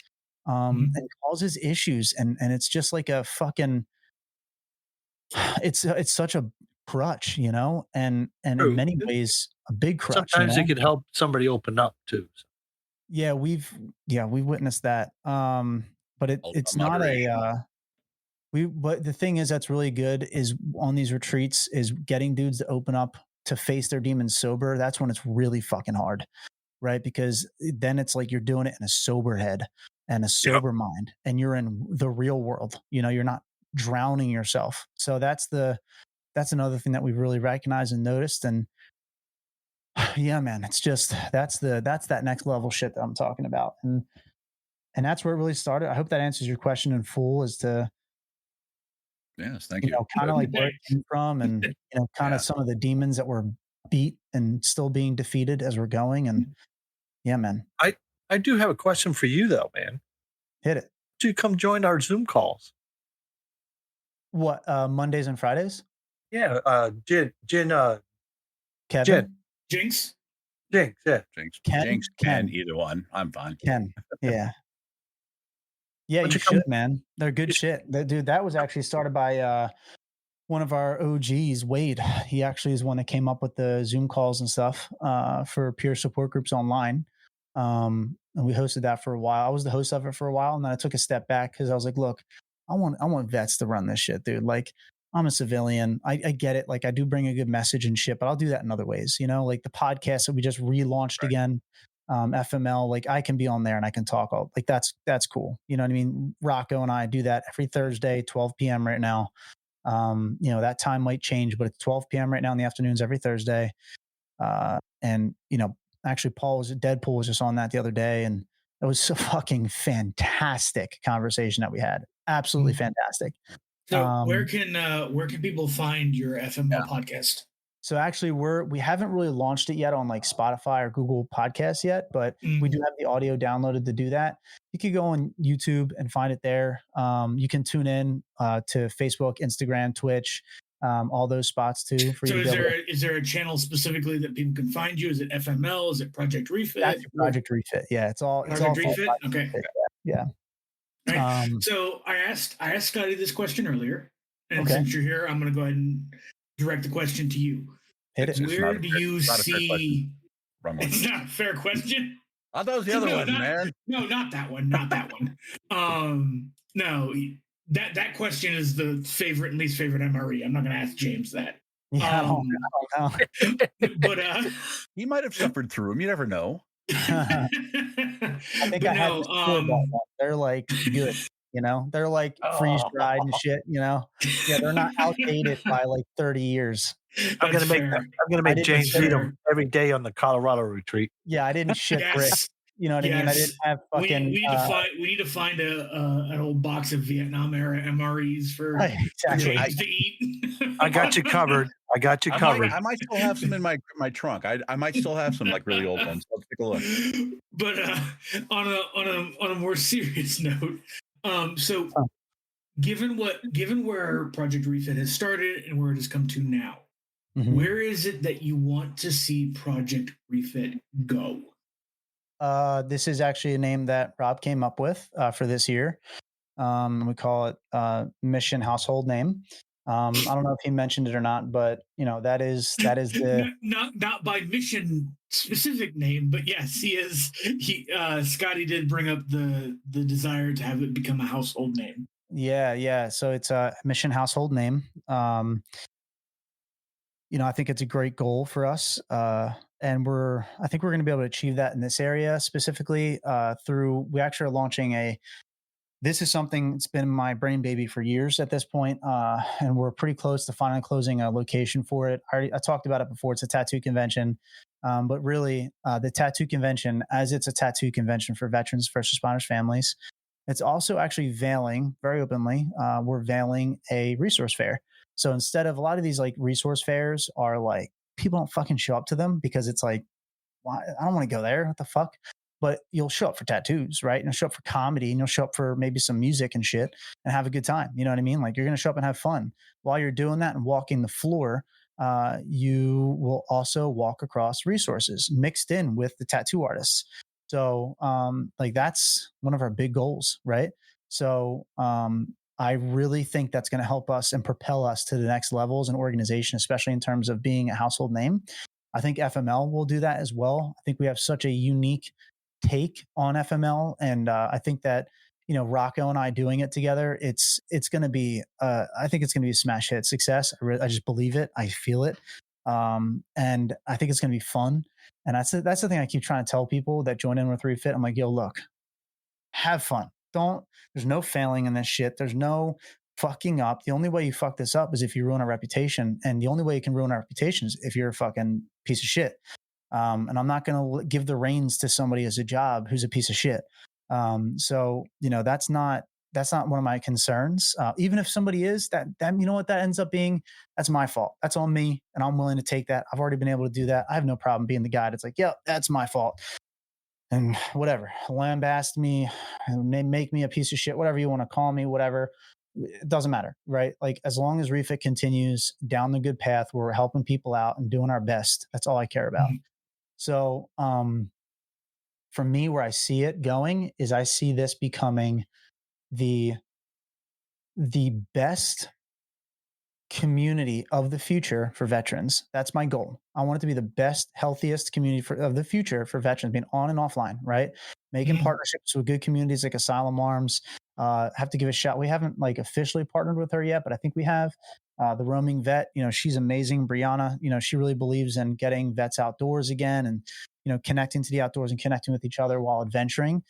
Because a tenet of Refit really is the idea and concept of the importance of adventuring.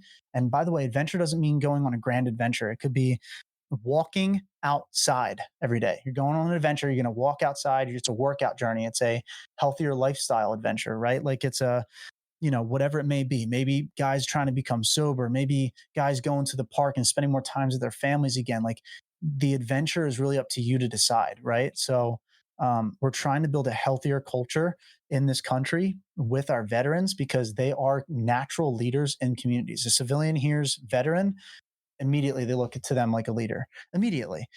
So, if we can I don't make anybody do anything, but like if we can try to help, really, the word there is really try to help a veteran believe in himself or herself again to a higher degree and a higher level, I genuinely believe that it will help us become a household name.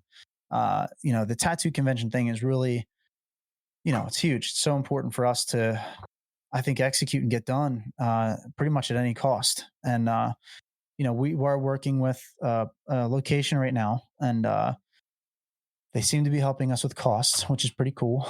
We need it because we're still not a huge organization, but we're pretty big in terms of like popularity, but not in terms of funding. Like we have some good funding, but it's nothing crazy. We did make some amazing partnerships this year, which is huge for us. Working with Delaware, the state of Delaware, they basically hired us to come down and collect a bunch of resources and things and, surveys, I should say, collect a bunch of surveys from veterans and first responders. And we hired a young Marine, 20-year-old Marine, medically retired Marine, to execute that. So we're giving him a chance to improve his resume and do some really cool shit. Like you know what? It's actually a really cool story. I have him, and I think he thought I was just like busting his balls for some reason. I was like, yo, develop a marketing plan. I know you've never done it before, but fucking take a stab at developing a marketing plan for Delaware on these surveys.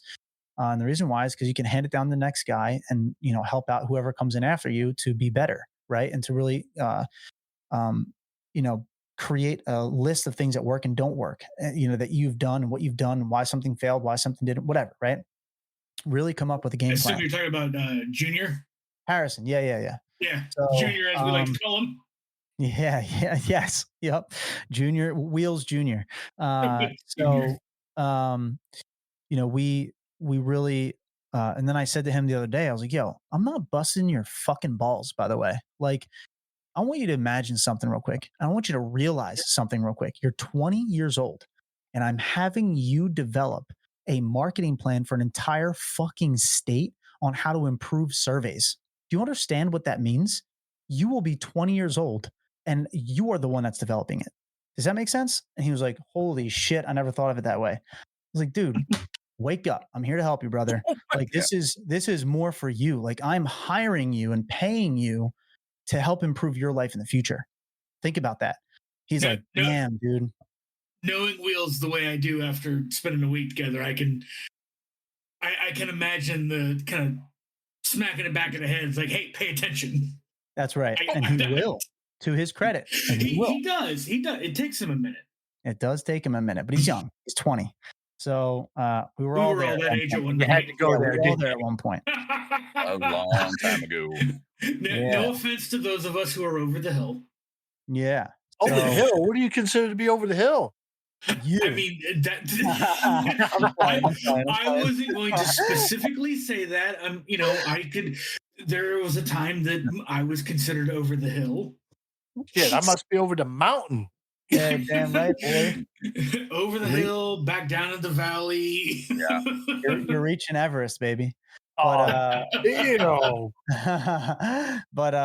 but yeah, so that all of that is to be said, and I just really for this year and the future, I really do hope that Refit has.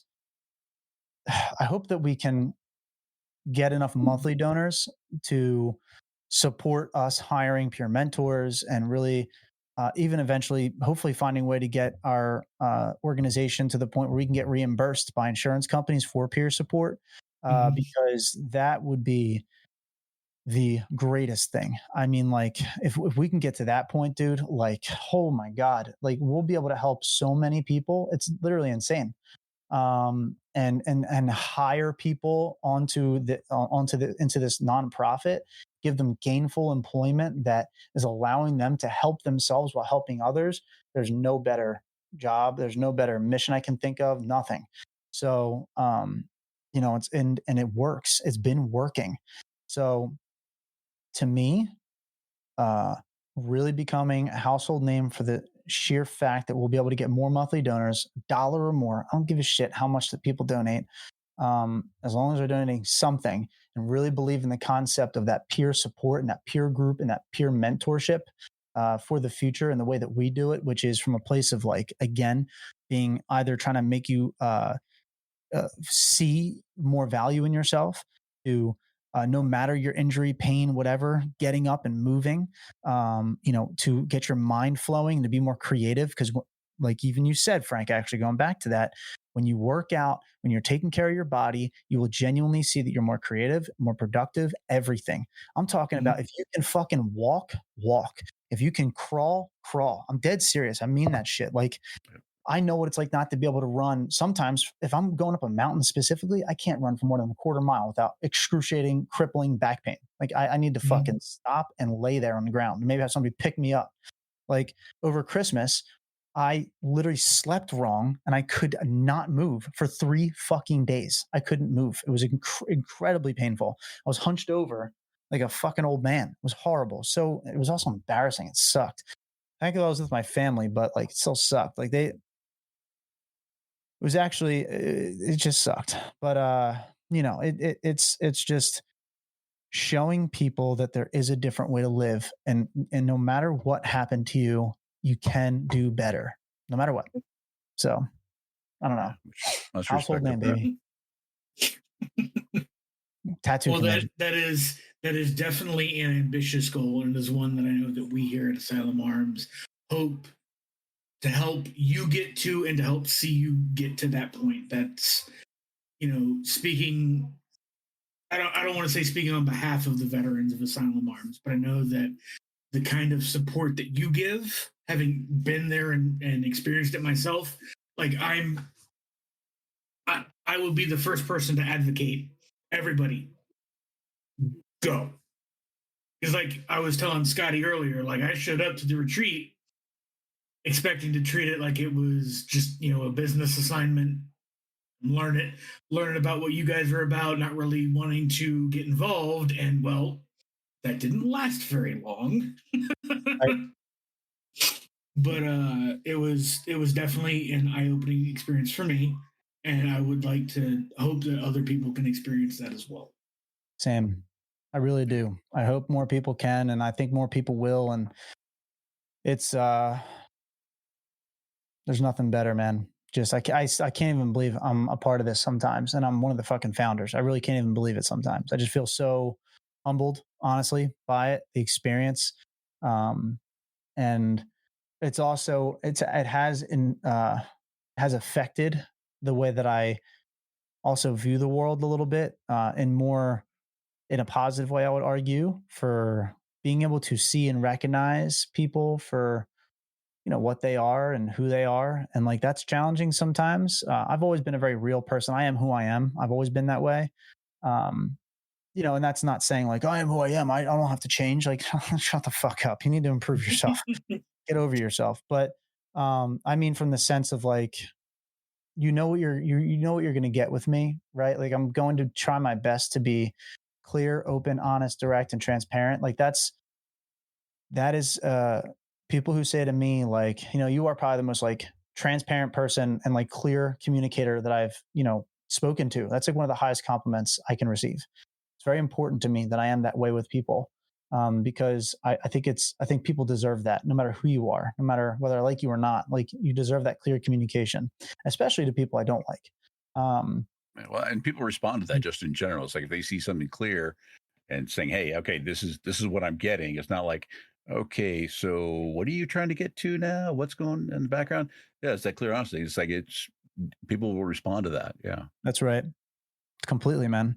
I think it's especially being that I am a civilian and I am leading a veteran focused, heavily focused nonprofit. Now, of course, again, we help out police officers, firefighters, EMTs as well, but like heavily in the veteran space. Um, every vet that I communicate with, I make sure they know from the rip, I'm a civilian, but I am here for you and I'm ready to listen to you and I'm ready to fucking fight whatever you need to fight, like whatever shitty negative thought pattern you have, let's fucking get after it, right? And they respond to that and they respect that. They're like, fuck, this guy's nuts, dude. Let's go. Like I've been called a motivator or whatever the fuck else, like tons of things, dude. Like it's the best. It's literally the best. you're crazy like us. Let's go. Right. Exactly. Quite literally, actually, yeah. And it's and the crazy, I've learned the crazy is actually nothing but being really real, right? Just being Yeah. fully who you are, whether it's like I'm fucked up or I'm trying to move forward, right? And the people who are like, I'm just fucked up. It's like, dude, no, let's go. Go ahead. I got something to say to you, James. I hate to say it. It's like we got some lag going. No, there's no lag going. It's just Oh, I'm okay. just trying to choosing my sorry. words, but I'm not a type of person that chooses my words. So I don't ever want to hear you say you're a fucking civilian again. It's important. No, it's not important. What's important is that you're there. Yeah, for sure. Has nothing to do with being a damn civilian. No, it does not. I hear you. I do. I appreciate you saying that. I do. I really do. But from the perspective of, I'll give you an example. Tonight, I was at the networking event. I have I usually go to networking events in like a t-shirt and a sweatshirt that says Project Refit on it and shit. But I've been showing up. People know me by now and they know like what I'm about and shit. I'm like, I'm gonna throw on like normal, like my fucking flannels and like maybe like a nice, pullover or whatever, just showing up, Tonight I go and this dude says to me, he's like, "You look like a veteran." And I'm like, that I took real offense to that because let me explain why. I took major offense to that actually, because it's like I will never fucking pretend to be something I am not.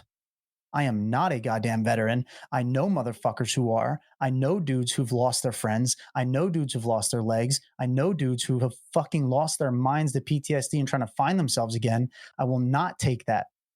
I will never disrespect that, right? I am not trying to pretend to be something I'm not. I'm proud of who I am. I'm very proud of who I am.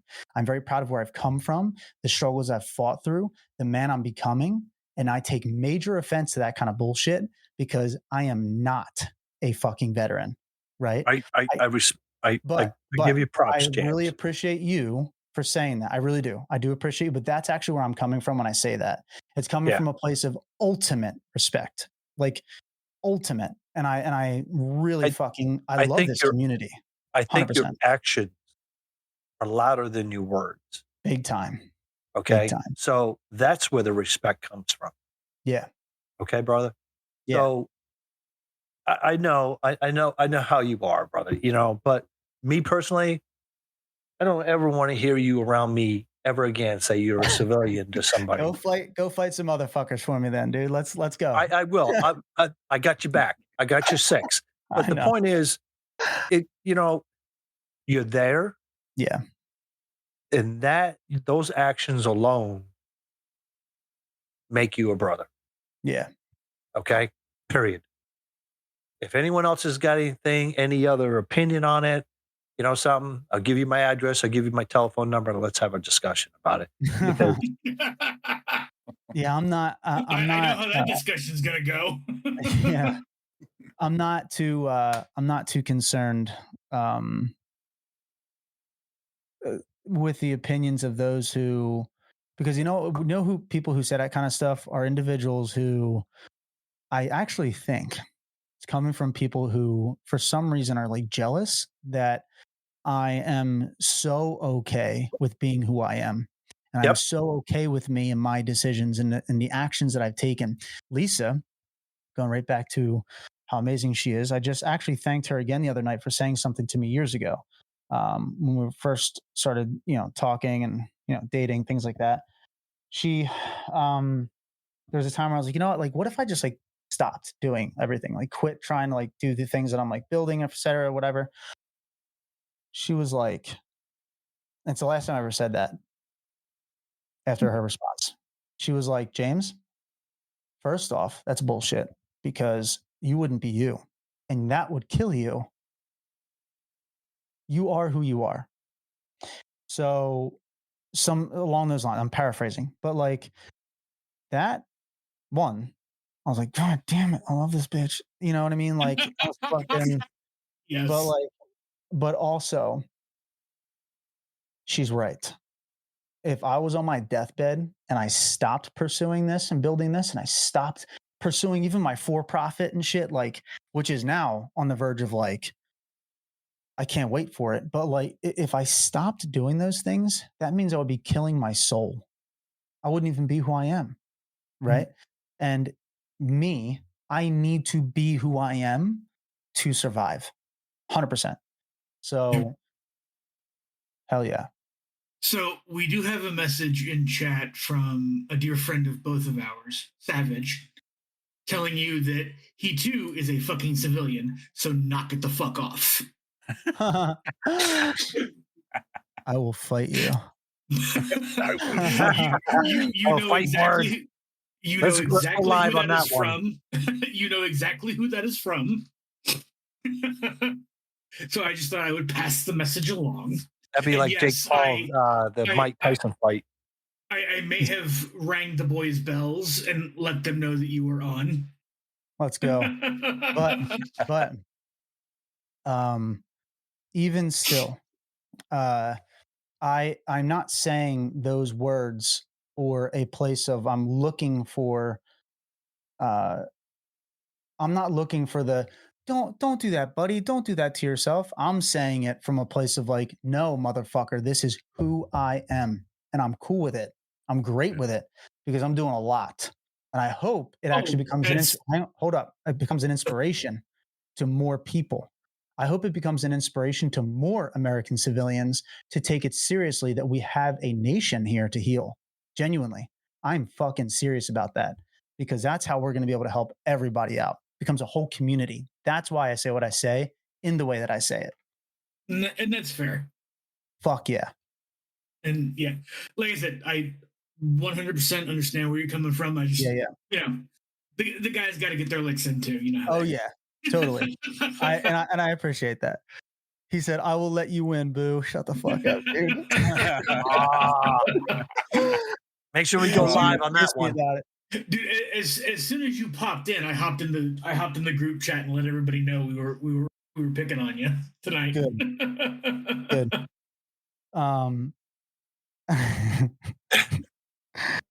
You know who I love Ray so much, actually. That motherfucker, dude. God, He still didn't win so, the challenge. He still did not win the challenge. I want you to hear me say this, Ray. You did not win. He knows what I'm talking about. Ray is I actually want to have that beautiful son of a bitch come on to FML one day. You should have him, you should genuinely have him um on here to talk to him. Oh, 100%.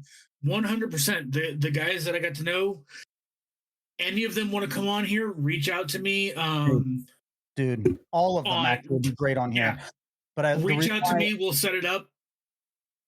Yeah. It might be a couple months from now because we're a little booked, but Oh, I feel privileged then. I got on pretty quick. Hell yeah. We've had you on here for a while. We've had you on the schedule, but we switched to twice a week. We still feel like quick. Baby. Yeah, we're growing too, and we're hoping to keep this whole thing going. But yeah, trust me, Ray, everybody. Yeah, dude. Reach out to me Tanner, on Discord. I saw Tanner's in there too. Yep. Tanner's Reach in there out to- too, yeah. Yeah, all of you guys, shoot me a message on on the phone. Hit me up on Discord. We'll get this thing figured out. We'll figure out where we can get y'all slotted in. I am more than happy to be that point of contact for y'all because y'all got we all got good stories that we need to get out there for everybody to listen to. You know why I think Ray would be great too is because he's also from the he's one of the few people that I've met in recent years that understands the importance of philosophy to healing. Which, by the way, this is actually a little bit deeper into the answer of what Refit's about. So this is for you, Ken. So the way we handle a lot of fireside chats is we don't do any kind of like diagnosing. We don't do any kind of like, this is what's wrong with you, any of that kind of bullshit at all. We actually focus more on like, what do you define? What are the definition of things? Like, why do you define this? Why did you say it like this? What is this? What is that? And we also we also phrase things in a Socratic method as well. And we ask you question, because what we're doing is allowing you to think for yourself. That's like a really key thing and key element to Refit is actually helping you to begin to think for yourself again, because that's ultimate to your confidence. Ray is really good at that as well. Like he's really fucking good. Especially for certain people that he really just like understands. Like he's like, I know this motherfucker, and like he'll get into it.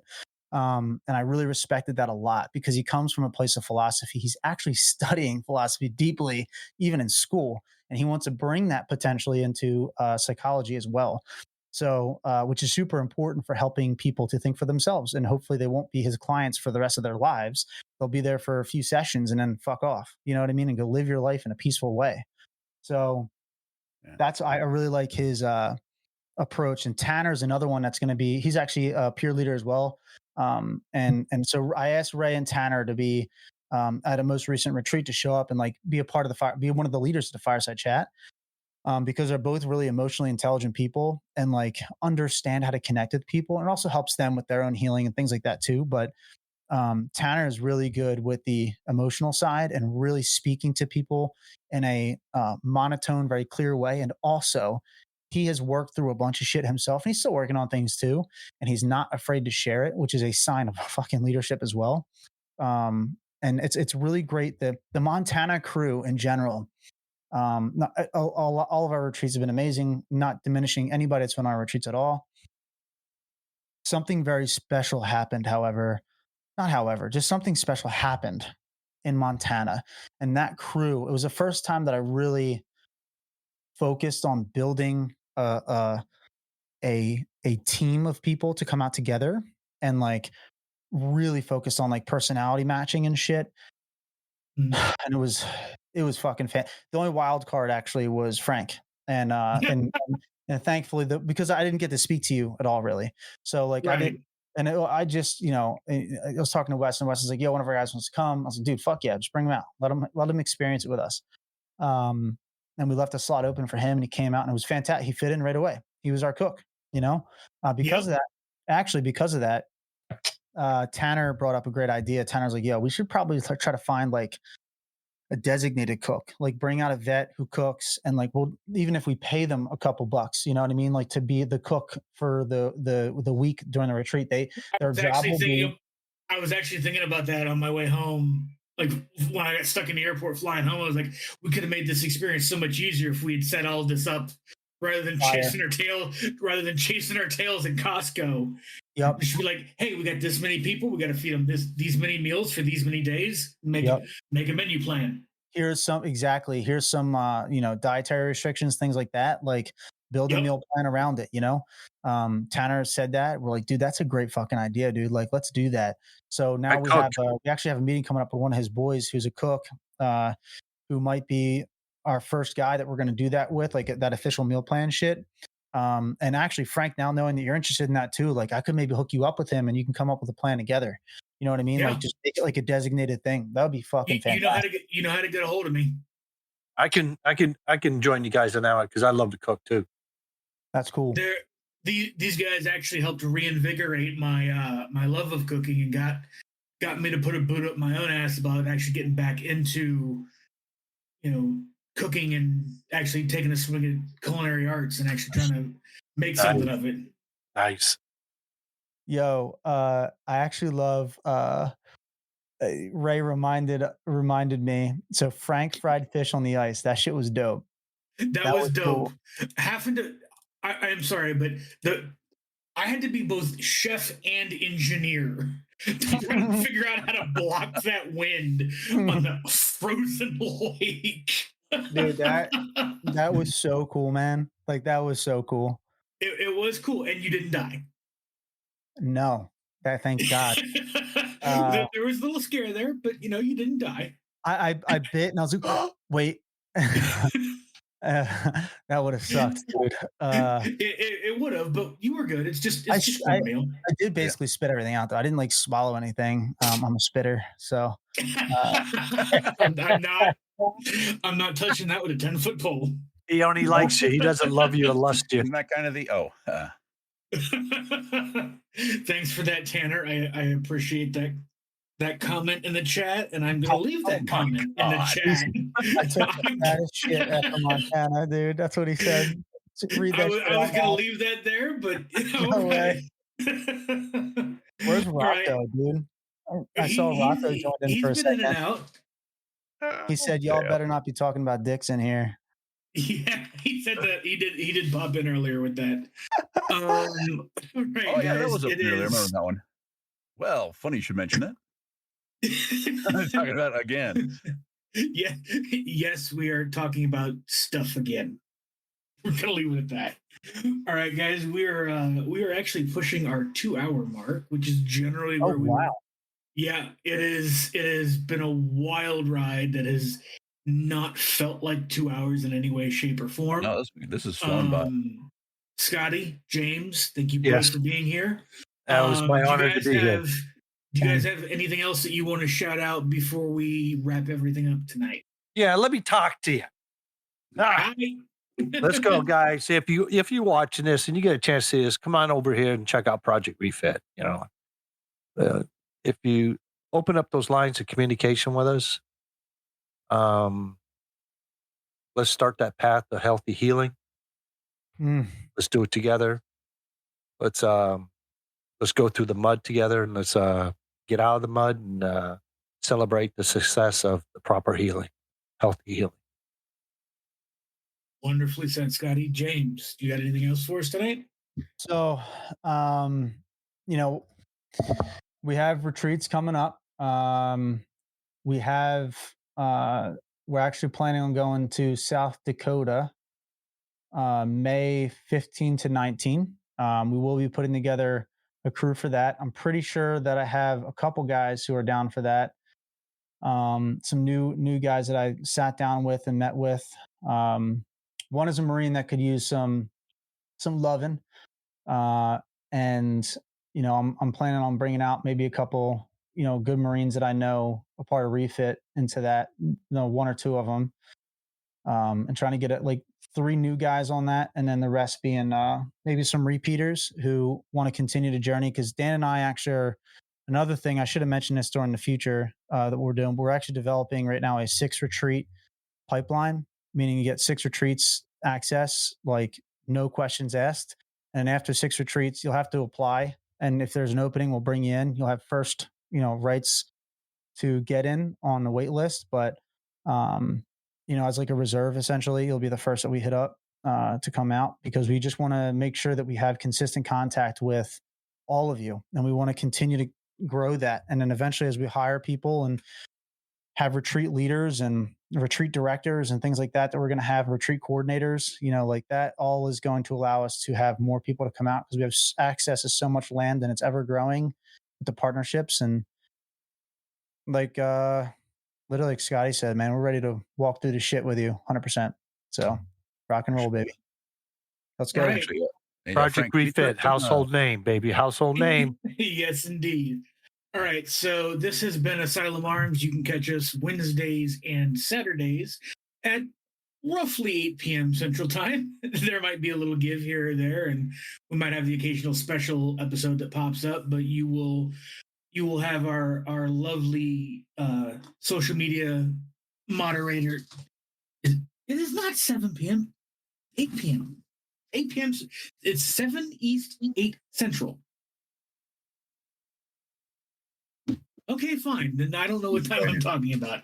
Whatever. Yep. Apparently it's 7 p.m. Central. But regardless, we're here Wednesdays and Saturdays. You can catch us on all of the socials at Asylum Arms. Wait. Can I say something? I need to put this into the world. I need to put it into the world, on the internet world now. Let's go.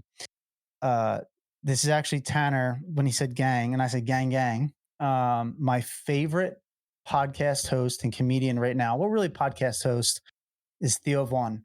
My dream, I would love to be able to sit down with Theo Vaughn one day for one of his podcasts and talk about Refit. That is like a major goal of mine. That would be the peak of everything. I would fucking lose my mind. Because I fucking love Theo Vaughn and his openness, his transparency, and who he is and what he stands for. I love Theo Vaughn. So that I'm going to put that out in the world. I'm trying to get on his podcast one day. Fair enough. But, yeah, I can dig it. Gang, yes. Baby. There it is. All right. So we are actually going to raid out to Stack Up, who is another wonderful veteran. Great organization. Another great veteran nonprofit organization. They donated yeah. All right. So Rex, if you can send us on our way, we'll catch you all again on Saturday. Cool. Nice meeting everyone. And thank you all for being here. Thank you.